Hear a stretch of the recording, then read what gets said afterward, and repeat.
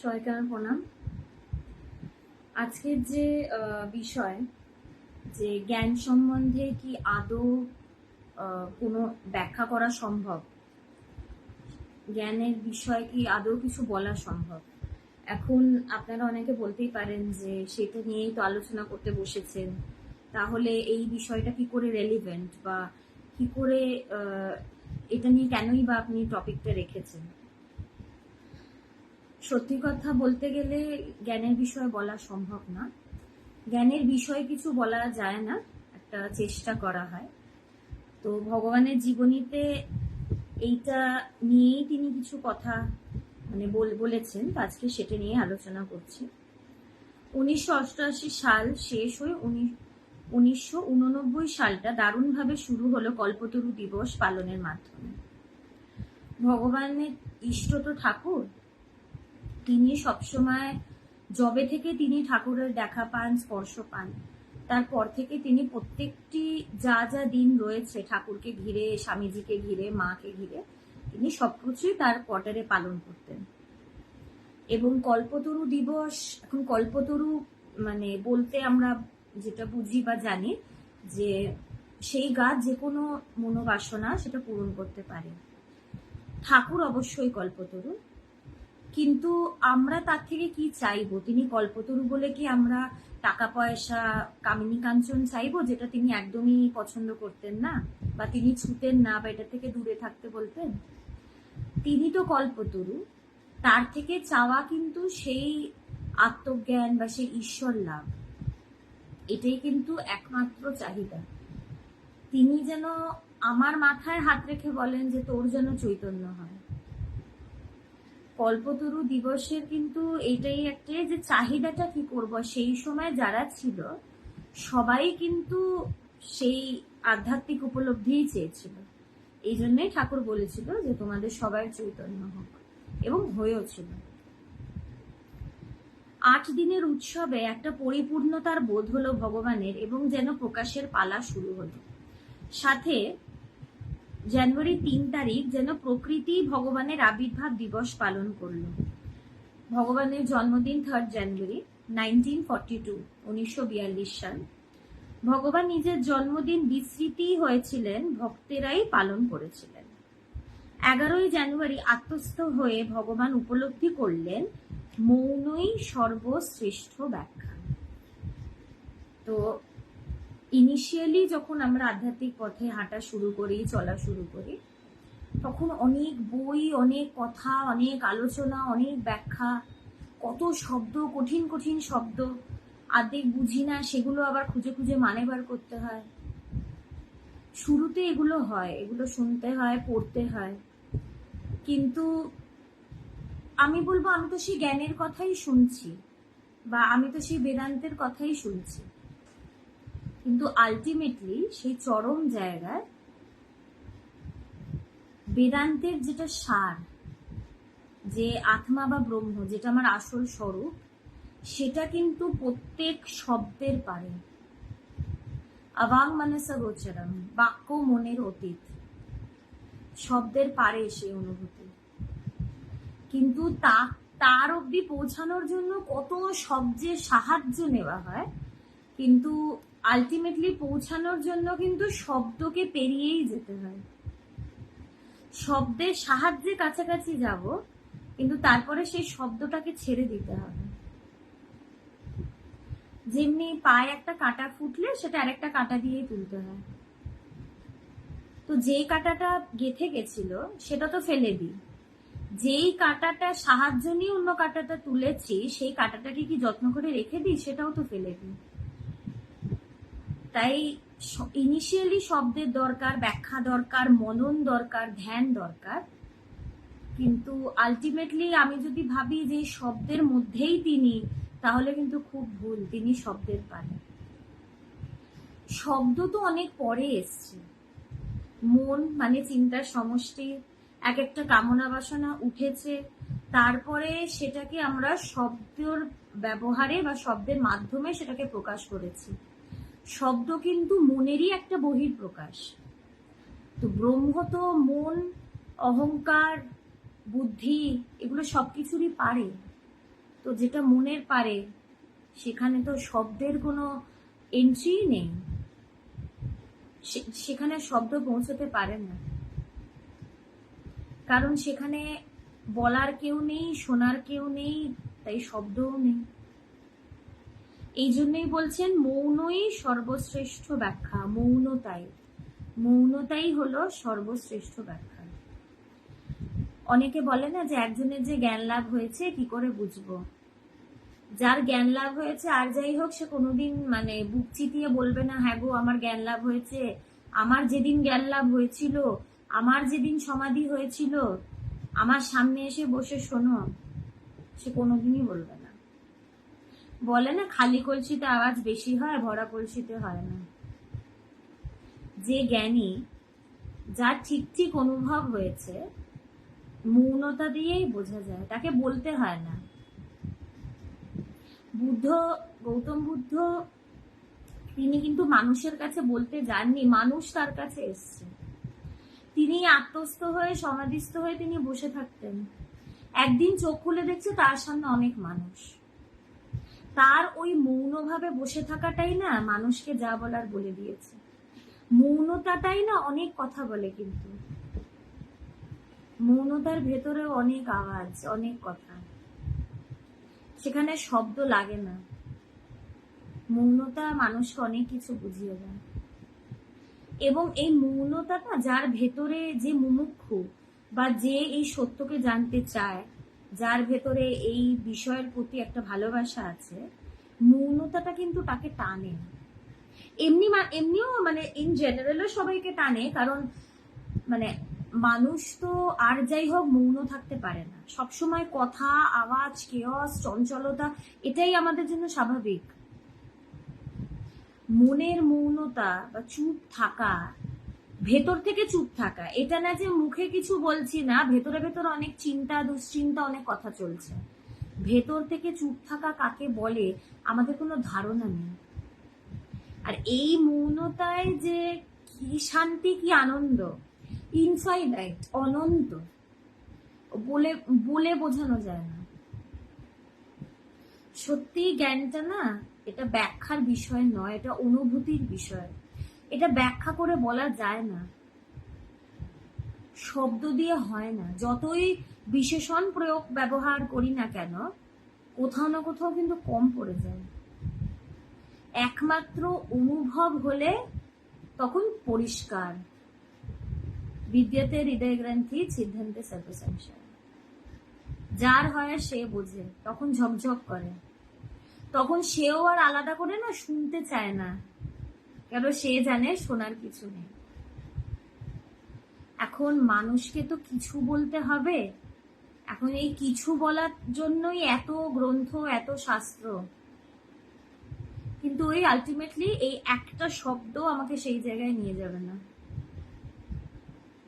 এই শব্দগুলো মনন করতে হবে শব্দগুলোর পারে যাওয়ার জন্য। মৌনতাই সর্বশ্রেষ্ঠ ব্যাখ্যা। এই মৌনতাটার সাথে না আমরা একদমই, আমাদের কোনো পরিচয় নেই যে এই অবস্থাটা আবার কোন অবস্থা। আমরা অভ্যস্ত দুশ্চিন্তা, চিন্তা গিজগিজ করছে, সবসময় কথা। ভগবানের একটা কথা আছে যে আমাদের তো কথার অন্তাক্ষরী চলে সবসময় কথা। আর ভগবানের আরেকটাও কথা আছে যে মানুষের চিন্তা তো কলকাতার ট্রামের মতন, ঢিকির ঢিকির করে চলছে। আমরা এগুলো নিয়েই রয়েছি, এই চঞ্চলতার মধ্যেই হাবুডুবু খাচ্ছি। এবার একটু ভেবে দেখি যে সব চঞ্চলতা শেষ হয়ে যদি ভেতরে একদম মৌনতা, স্থিরত্ব থাকে, সেখানে কত শান্তি থাকতে পারে। কল্পনারও বাইরে। বললাম না অনন্তকে কল্পনা করব কি করে? আমার বুদ্ধি তো লিমিটেড, আমার মন তো সীমিত। তো মন দিয়ে বা বুদ্ধি দিয়ে কি অনন্তকে কল্পনা করা যায়? অনন্তকে কল্পনা করা সম্ভব না, এটা বাস্তব। আমরা জগৎটা যা দেখছি সেটা আমাদের কল্পনা। সেই ব্রহ্ম বা আত্মা সেটাই তো চরম সত্য, সেটাই তো আমার আসল স্বরূপ, সেটাই বাস্তব। তাই সেটা কল্পনা করা সম্ভব না। সত্য পরম ব্রহ্মকে সমাধিস্থ হয়ে অনুভব করতে হয়। যা বাক্য মনের অতীত, তাকে প্রকাশ করার মতো কোনো শব্দ আসলে নেই। তিনি যে বাক্য মনের অতীত, এটা বলার জন্য তাও শব্দ প্রয়োগ করতে হবে, নাহলে মানুষ কি করে খুঁজবে, কি করে এগোবে, কোথায় খুঁজবে তাকে? তো বলছে সমাধিস্থ হয়ে কিন্তু অনুভব করতে হয়। এখন আমি হাজারটা বই পড়ে নিলাম, প্রজ্ঞা কাকে বলে বলুন, সাম্যভাব কাকে বলে বলুন, এইটা কি সেইটা কি, শাস্ত্রের বিভিন্ন শ্লোক বলে দিলাম, কোটেশন সাইটেশন করে দিলাম, কোট করে দিলাম, আপনি কি এইটার মানে জানেন, আপনি কি ওইটা জানেন? এটা জানার বিষয় না। ব্রহ্মকে বা আত্মাকে জানা যায় না। ওটাই তো আমি স্বয়ং, আমি ওটাকে জানবো কি করে? এটা জানার বিষয় নয়। এই মাঝে মাঝে কমেন্ট গুলো পড়লে একটু খারাপ লাগে, যাই হোক, এটা একদমই জানার বিষয় নয়। জানাজানি কখন হয়? যখন দুই থাকে, যে জানছে আর যেটা কে জানছে। জ্ঞাতা হচ্ছে যে জানছে, আর জ্ঞেয় হচ্ছে যেই বস্তুটাকে জানা হচ্ছে। কিন্তু সেই জায়গায় তো এক ছাড়া দ্বিতীয় বস্তু নেই, সেখানে ব্রহ্ম বা আত্মা ছাড়া কিচ্ছু নেই, সেটাকে জানা যায় না। তাই এই জানি সেই জানি এত প্রশ্ন করে তো লাভ নেই, কারণ যে এইটা জানতে হবে যে জানার কিছু নেই। আমি হয়ে আছি, আমি সেই ব্রহ্ম বা আত্মা, আমি স্বরূপত হয়ে আছি, আলাদা কিছু জানার নেই বা বোঝার নেই বা হওয়ার নেই।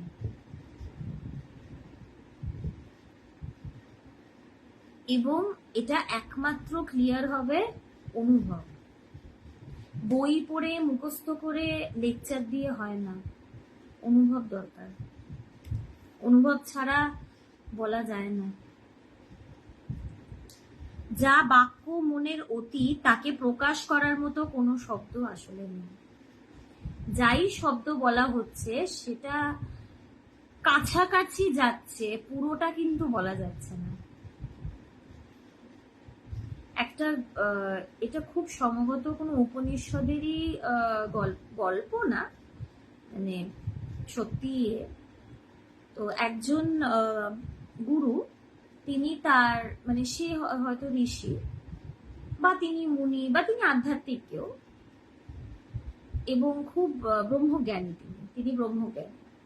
তিনি তার দুই ছেলেকে গুরুকুলে পাঠিয়েছেন, যে ছেলেরাও যাতে সেই জ্ঞান লাভ করতে পারে। তো অনেক বছর বাদে দুই ছেলে ফিরেছে। তো বাবা জিজ্ঞেস করছে বড় ছেলেকে যে বলো তুমি কি শিখলে, কি জানলে সেখানে। সে তো মহাভারত বলতে শুরু করছে, এই শিখলাম ওই শিখলাম, এটা এই ওই শাস্ত্রে ওইটা আছে, উনি এটা বলেছিলেন, এটা এই ওটা, সে কত কিছু বলছে। হলো, বাবাও শুনলো ধৈর্য ধরে। ছোট ছেলেকে জিজ্ঞেস করলো এবার তুমি বলো তুমি কি জেনেছো। ছোট ছেলে একদম চুপ, কোনো কথা নেই ওর মুখে। তখন বাবা খুশি হয়ে বলছে ছোট ছেলেকে যে তুমি ঠিক ঠিক জেনেছো। বড় ছেলেকে বলছে তুমি যাও, তোমার এখনো হয়নি, তুমি আবার ফেরত যাও। তো এত কথা দিয়ে তাকে বলা যায় না, এত কথার প্রয়োজন হয় না। যে তাকে জেনেছে সে কথা শুনলে বিরক্ত হয়, কথা মানেই সেটা কথা মানেই কিন্তু সেটা গন্ডগোল, কারণ সেইটা বাক্য মনের অতীত। সেই জায়গায়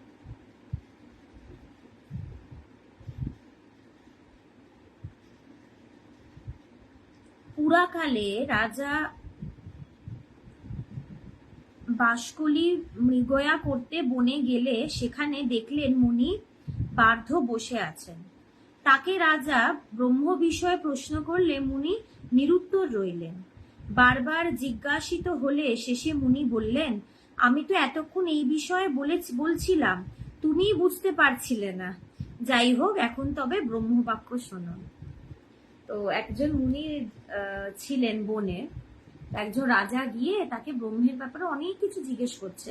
ব্রহ্ম জিজ্ঞাসা যে একটু বলুন, সেই জ্ঞানের কথা বলুন। তো মুনি চুপ করে বসেছিলেন। তো অনেকক্ষণ বাদে রাজা একটু বিরক্ত হলেন। তিনি বলছেন, এতবার জিজ্ঞেস করছি কিছুই বলছেন না, নিরুত্তর। তো তখন বলছে, আপনি কিছু বলছেন না, কি ব্যাপার? তখন সে মুনি বলছে, আমি তো এতক্ষণ আপনাকে ওই কথাই বলছিলাম, আপনি বুঝতে পারেননি। আপনি যখন মৌনতার ভাষা বুঝছেন না, তাহলে এবার শব্দে নামতে হবে।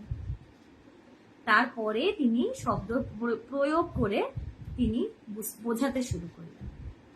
আমাদের মন বা আমাদের বুদ্ধি যেরম, আমরা শব্দর বাইরে বুঝতে পারি না। শব্দটাই আমরা খুব ইম্পর্টেন্ট আমাদের কাছে, বলা এবং ধরা। শব্দ যেরম বলি সেরম ধরি। কথার কাটাকাটি নিয়েই তো এই পুরো সংসারে পুরো জগৎ চলছে। মৌনতা, চুপ থাকা, এগুলো আমরা জানি না, এগুলো আমরা একদমই জানি না।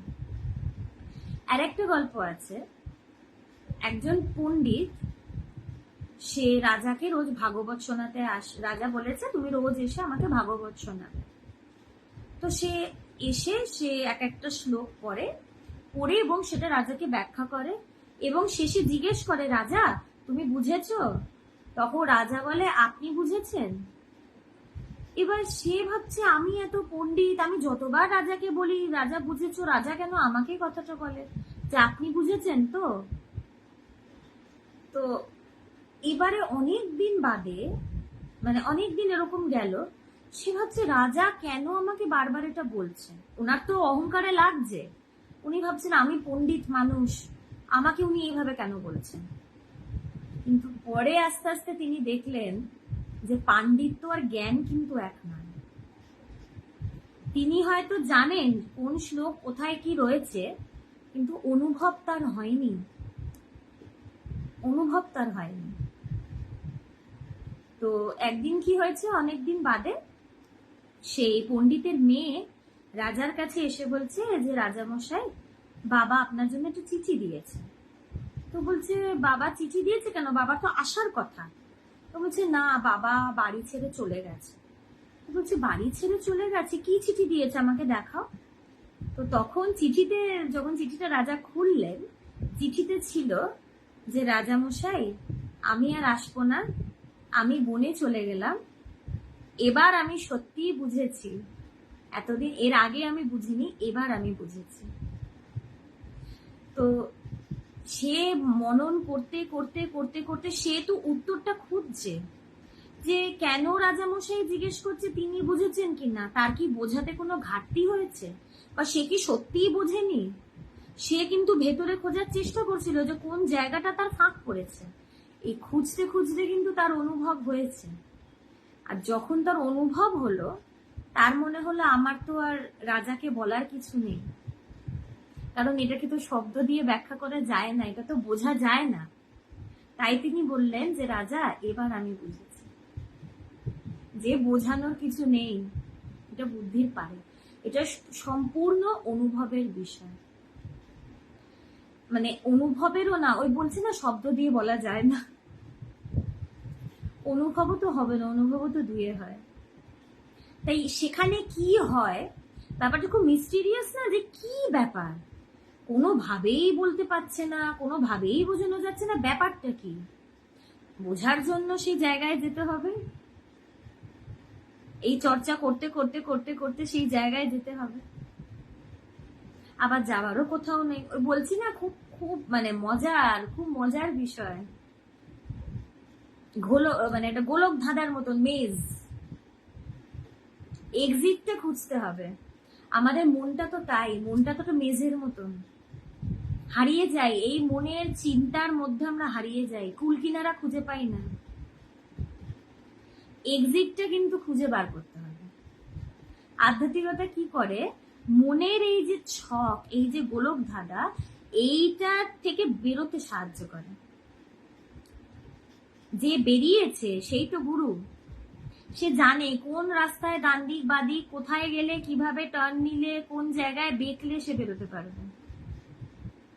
তো মনের এই গোলক ধাঁধা থেকে কিন্তু বেরোতে হবে। এবং এই জন্যই বেদান্ত, এই জন্যই কিন্তু আধ্যাত্মিকতা। এটা ভীষণ ইন্টারেস্টিং সাবজেক্ট, ভীষণ ইন্টারেস্টিং, মানে নেশার মতন।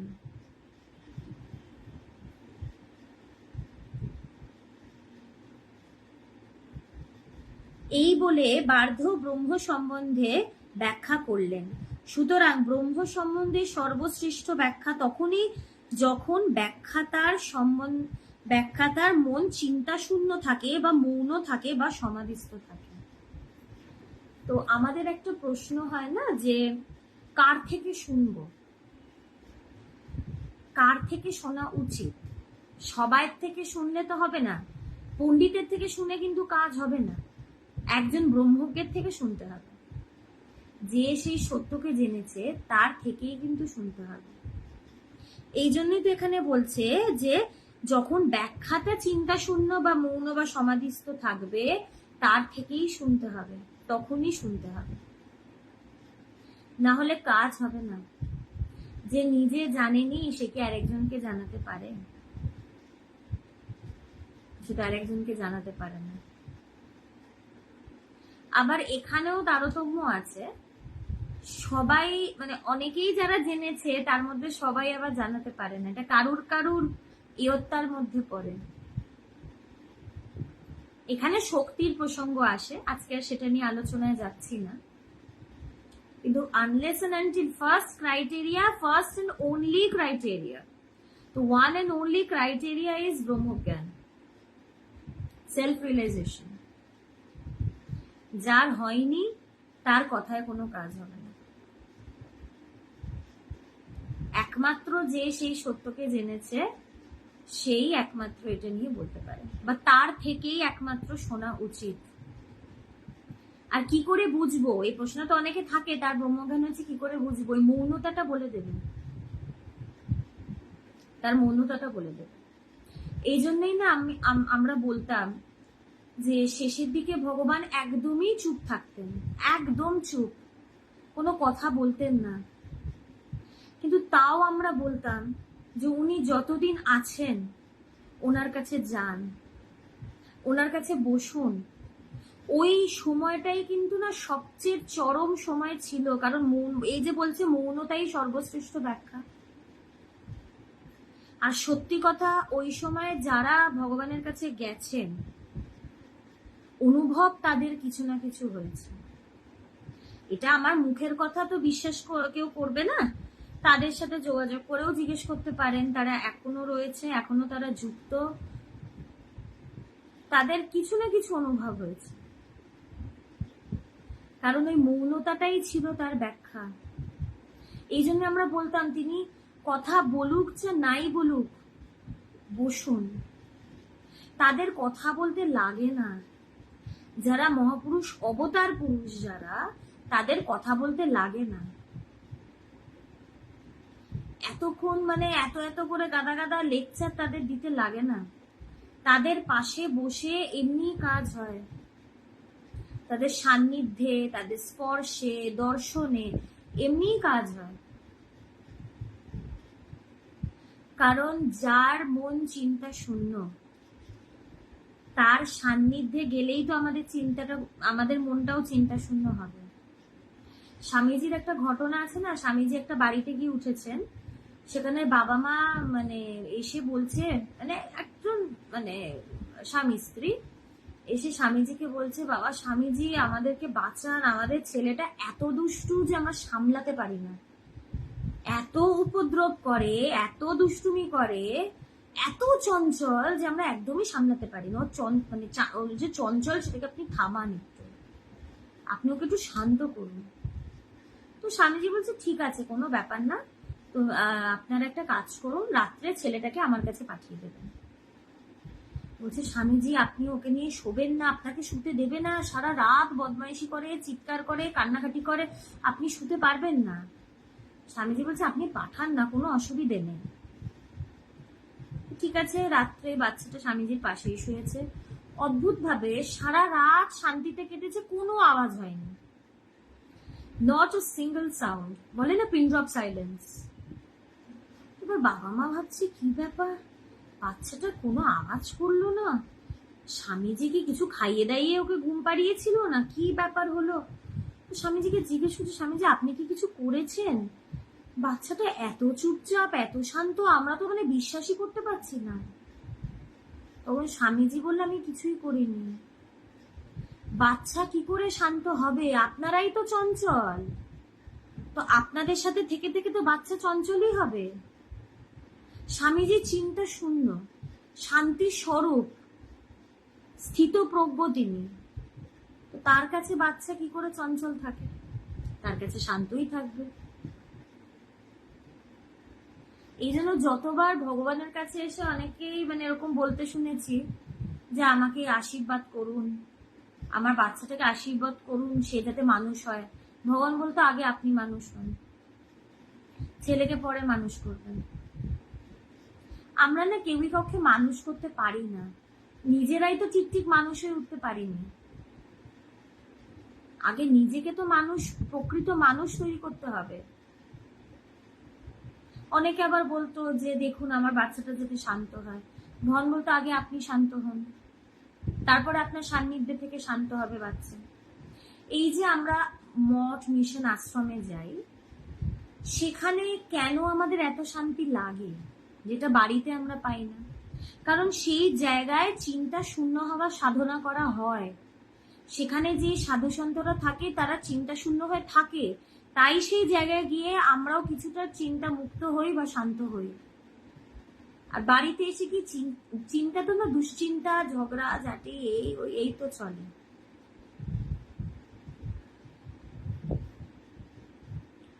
তাই যখন ব্যাখ্যাতার মন চিন্তা শূন্য বা মৌন বা সমাধিস্থ থাকবে তখন তার থেকে শুনতে হবে। মন সেই অবস্থায় চিন্তা রহিত থাকার জন্য ব্যাখ্যাতা কিছু বলতে পারেন না। তো তারা যে মৌন থাকে, এই যে রমণ মহর্ষি, তিনি প্রায় কথা বলতেনই না, যখন বলতেন এক বাক্যে কথা বলতেন, এক বাক্য, সে যাই প্রশ্ন হোক এক বাক্যের কথা, তার কোনো ব্যাখ্যা ঘন্টার পর ঘন্টা কথা কিচ্ছু না, একটা ছোট্ট শব্দে বুঝিয়ে দিতেন, যা বোঝান ওটাতেই বুঝিয়ে দিতেন। তো তারা যে চুপচাপ রয়েছে, অনেকে কি বিরক্ত হয়, এত কষ্ট করে এলাম, এত দূর থেকে এলাম, উনি তো কিছু বলছেনই না। বলার দরকারটা কি? সারাদিন তো মানুষের কথা শুনি, কথা শুনতে তো, এটা আবার বলিও যে হ্যাঁ এত কথা শোনাচ্ছিস, কথা শুনতে তো আমাদের ভালোও লাগে না, হাঁপিয়ে যায়। তো ওনার যে মৌনতা, সেটাকে এনজয় করতে পারি না কেন? যে উনি চুপচাপ বসে আছেন, আমি ওনার পাশে চুপ করে গিয়ে বসি, একটু চুপ করি, একটু চুপ করতে হয়। তাদের কাছে যাচ্ছি মানে কথা বলবো না, আমাদের উল্টো হয়, তাদের কাছে গিয়ে বড্ড বেশি কথা বলি, আমার এই ঝামেলা, আমার বাড়ির এই দুঃখ, আমার বাড়ির এই কষ্ট আপনি দেখে দেন। রাজার কাছে 10 টাকা চাইবার মতো, রাজা লজ্জা পায়, ওই জন্যই আরো চুপ করে থাকে, যে বাবা কি বলছে। যারা মুখের ওপর যে হাসে না, এটাই অনেক। যে রাজা, তার থেকে যদি কেউ 10 টাকা চায়, রাজাই তো লজ্জা পাবে না যে কি চাইছে। তাদের কাছে গিয়ে আমরা বেশি বেশি কথা বলি, আচ্ছা আপনি একটু এইটা বলুন, আপনি একটু সেইটা বলুন, হাজার হাজার প্রশ্ন, বা আমি কথা বলতে থাকলাম, নিজের জ্ঞান জাহির করলাম, আমি কত জানি আধ্যাত্মিকতা, কোনো লাভ নেই। তারা যে চুপ করে থাকে, এটা কারণ হচ্ছে তারা বেশিরভাগই তো চিন্তা রহিত হয়ে থাকেন, সমাধিস্থ হয়ে থাকেন। শব্দ বলার জন্য তো চিন্তার প্রয়োজন, চিন্তা ছাড়া তো শব্দ আসবে না।